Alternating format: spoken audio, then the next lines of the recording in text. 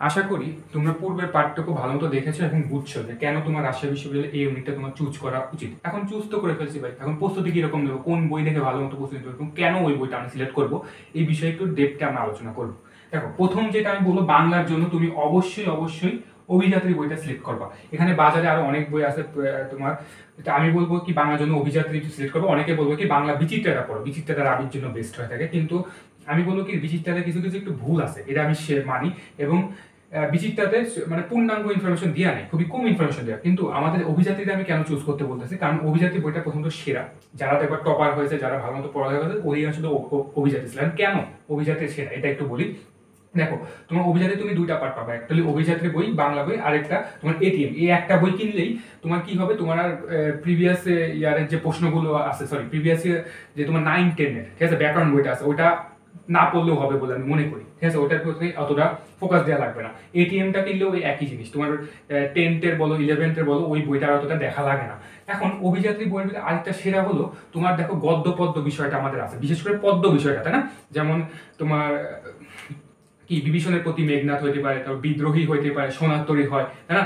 এগুলো আমরা পড়ে থাকি, কিন্তু এগুলো অর্থ আমরা ঠিক মতো বুঝি না। তো ওই বইয়ের ভিতরে ডিটেলসে লাইন বাই লাইন কি কি এমন অর্থ হইতে পারে, সেটা স্টুডেন্ট ফ্রেন্ডলি হয়ে থাকে, ঠিক আছে। অর্থগুলোর ব্যাখ্যাগুলো খুবই স্টুডেন্ট ফ্রেন্ডলি ভাবে ওখানে দেওয়া হয়ে থাকে, লাইন বাই লাইন ডিটেলসে দিয়ে থাকে। যে জিনিসটা মনে করো তোমার স্যার বা তোমার মেন্টর তোমার কাছে থাকলো না, তুমি ইউটিউবে ভিডিও তুমি দেখলে না, তাও তুমি যদি রিডিং করতে পারো, তুমি জাস্ট রিডিং করার মাধ্যমে ক্লাস 6-এর একটা বাচ্চা বুঝতে পারবে যে এই লাইনের এত একটা কমপ্লিকেটেড লাইনের অর্থটা কি হতে পারে। এবং ওই জায়গায় প্রতিটা লাইনের অর্থ এবং শব্দের অর্থগুলো সুন্দর করে ডিটেলসে বোল্ড করে আকারে দেওয়া থাকে, যেটা একটু ডিটেলস বেশি থাকে। তুমি তো ধৈর্য সহকারে পড়লে দেখবা কি তুমি এত সুন্দর করে বুঝতেছো, তুমি সামনের জনকেও পড়াইতে সক্ষম হবা। এই জন্য অভিযাত্রীটা বেস্ট হয়ে থাকে। তারপরে আরো কেন বেস্ট হয়ে থাকে, এখানে দেখা যেতে পারে যে তুমি ব্যাকরণিক অনেক টার্ম আছে বা অনেক এক্সেপশনাল ব্যাকরণ আছে যেগুলো নিয়মের বাইরে হয়ে থাকে। তো এই ব্যাকরণিক বিষয়টা বোঝানো তোমার এমন ভাবে বুঝাইবে মনে হয় কি তোমার একজন সামনে কেউ ক্লাস নিতে আছে, কোনো বড় ভাই তোমার সামনে ক্লাস নিতে আছে, এইভাবে সুন্দর করে ডিটেলস আকারে বুঝাই দেবে। এবং পাশাপাশি যে তোমার যত আছে, তোমার এক্সেপশনাল কতগুলো টার্ম থাকে না আমাদের ব্যাকরণের ভিতরে, ওই এক্সেপশনাল জিনিসগুলো ওইখানে কেন এটা এক্সেপশনাল হলো, কত ধরনের এক্সেপশনাল এই পর্যন্ত প্রিভিয়াস ইয়ারে আইছে এবং আসার সম্ভাবনা আছে, ওইগুলো সুন্দর করে ডিটেলস অভিযাত্রীর ভিতরে বলা থাকে।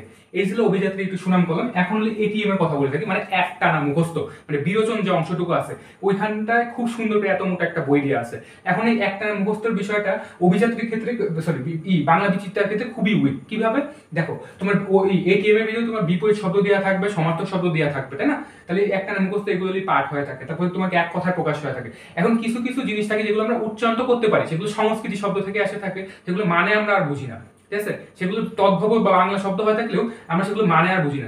এই এটিএম এর ভিতরে একটা সুবিধা কি, সেগুলোর মানে অনেক সুন্দর করে দিয়ে আছে এবং মানেগুলো সুন্দরভাবে ব্যাখ্যাও দিয়ে আছে। বাগধারার বলো, বাগধারার ক্ষেত্রে বলো, তোমার বিশেষ করে শব্দার্থক বিপরীত শব্দের ক্ষেত্রে, সমার্থক শব্দের ক্ষেত্রে, ওগুলো সুন্দর করে কেন এটা শব্দ বিপরীত শব্দ এটা হলো, তাহলে এই যে বিপরীত শব্দটা যে সংস্কৃতি থেকে আসে, এই সংস্কৃত বিপরীত শব্দ আসলে তদ্ভব বাংলাতে কিরকম হয় থাকে, এই জিনিসটা সুন্দর করে এটিএম এ গুছাই দিয়ে আছে। যেটা আমি সেকেন্ড টাইম যখন পরীক্ষা দিতে গেছিলাম, আমি অবশ্যই বিচিত্রা তখন নিয়েছিলাম, সেকেন্ড টাইম পরীক্ষার ভিতরে এই অর্থগুলো আমার বারবার করে বাইর করে আনা লাগছে ডিকশনারি দেখে দেখে দেখে দেখে। তো খুব কষ্ট হয়ে যায়। এই কষ্টটা তোমার এটিএম যদি পড়ো তুমি অনেক অংশে লাঘব করতে পারবা এবং অনেকের থেকে আগায়ও থাকবা, বুঝতে পারছি। এবং যেগুলো মুখস্থ বিষয়গুলো আছে ওগুলো সুন্দরভাবে কিভাবে তুমি গদ্য আকারে ছন্দ আকারে তুমি পড়তে পারবে, এই ছন্দগুলো সুন্দর করে ছোট ছোট ডিটেলস করে এই টিমের ভিতরে সুন্দর করে বিস্তারিত বলা আছে। তো এটা খুবই একটা স্টুডেন্ট ফ্রেন্ডলি আমি বই বলে আমি মনে করি।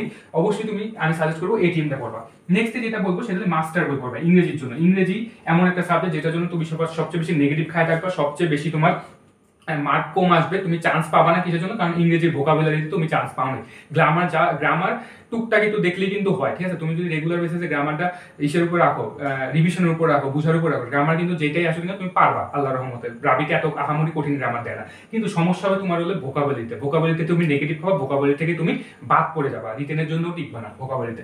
তো এর জন্য কি করতে হবে, অবশ্যই মাস্টার বইটা পড়তে হবে। আমি মাস্টার সাজেস্ট করবো, কিন্তু আমি পাশাপাশি বলবো যে তুমি যদি মাস্টার বইটা মূলত কিসের জন্য থাকে, ওটা যারা চাকরি প্রস্তুতি নিতে যাবে না তাদের জন্য হয়ে থাকে। দেখা যায় কি পুরো আপনারা পড়ে শেষ করতে পারে না, কিছু কমপ্লিকেটেড টার্ম থাকে যেগুলো বুঝে উঠতে পারে না। দেখা যাচ্ছে বিশ্ববিদ্যালয় থেকে না, এটা বিশ্ববিদ্যালয়ের উপরের লেভেলে বলা যেতে পারে, যারা চাকরি এই যে বিসিএস দিতে যাওয়া, ব্যাংকে জব দিতে যাওয়া, তাদের জন্য হয়ে থাকে মাস্টার বইটা, ঠিক আছে। তো দেখা যেতে পারে এখানে মানে অ্যাগ্রিগেট থাকার কারণে কিছু এক্সেস ইনফরমেশন থাকে যেগুলো আমাদের ভার্সিটির জন্য প্রয়োজন না, কিন্তু ব্যাংক জব যদি দিতে যাও, বিসিএস এর পরীক্ষা যদি দিতে যাও, তখন আবার খুবই গুরুত্বপূর্ণ এগুলো।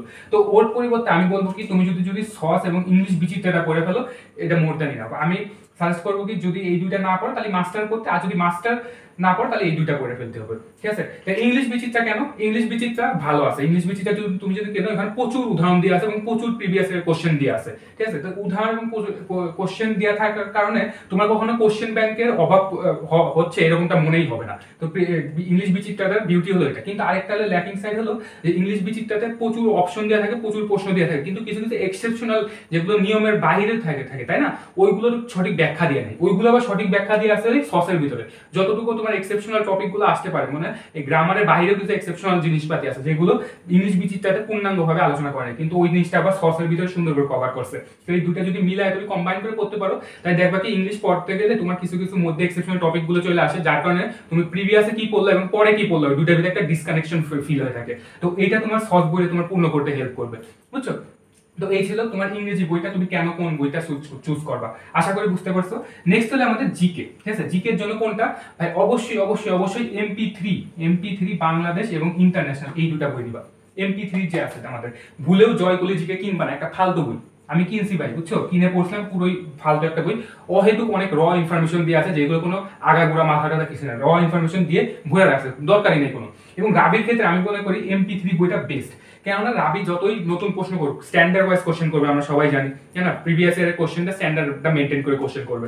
তাহলে দেখা গেল কি 1947 সালে কি হয়েছে, তাহলে 48-এ কি হতে পারে, 52-তে কি হতে পারে, তারপরে পরে কি হতে পারে, সিকোয়েন্সটা এইভাবে আসতে পারে, তাই না, বাট ডাইরেক্ট জাম্পও করতে পারে। তাহলে সিকোয়েন্সটা আমাদের গল্প আকারে যদি আমরা মনে রাখতে পারি, একটু বেশি বেশি ইনফরমেশন দিয়ে মনে রাখতে পারি, তাহলে যদি ওইগুলোর মধ্যে থেকে কোশ্চেন আসে তাহলে কিন্তু আমরা ইজিলি বুঝতে পারবো যে জিনিসটা এমপি3 ভিডিওর একটু বেশি ইনফরমেশন দেওয়া থাকলো, কিন্তু সেগুলো সাজাইয়া কেন হলো কতটুকু হলো ওইগুলো সুন্দর করে বলে দেওয়া থাকে।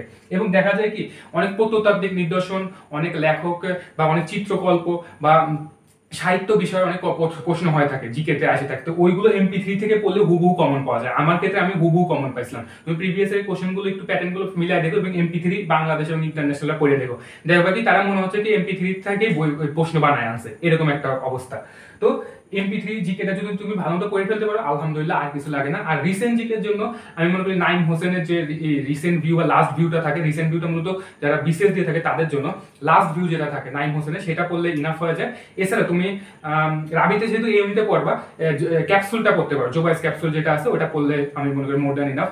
তোমার কারেন্ট অ্যাফেয়ারটা ওটা যারা জবের প্রিপারেশন নিয়ে থাকে তাদের জন্য অনেক হেভি হয়ে যায় জিনিসটা, আমার মনে রাখতেও হেভি হয়ে যায়। তাও বলবে কি পুরাটুকু পড়বা না, পড়লেও তোমার 7 থেকে প্রথম 10 পৃষ্ঠা পড়বা। আমার মনে হয় 7 থেকে 10 পৃষ্ঠা পড়লে অত কিছু জানা হয় না যতটা তুমি নাইম হোসেনের যে লাস্ট ভিউটা তুমি পাইবা, কেননা নাইম হোসেনের লাস্ট ভিউটা ঢাবির জন্য হয়ে থাকে প্রেক্ষাপটে।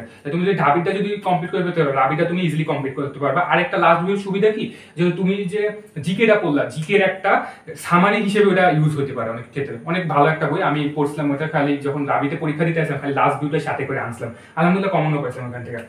যাই হোক, এই ছিল আমার মূলত কেন তুমি রাজশাহী বিষয়ে এই ইউনিটে চুজ করবা এবং কেন তুমি কোন বইটা কেন তুমি চুজ করবা, এই ব্যাপারে একটা পূর্ণাঙ্গ ডিটেলসে আলোচনা করলাম।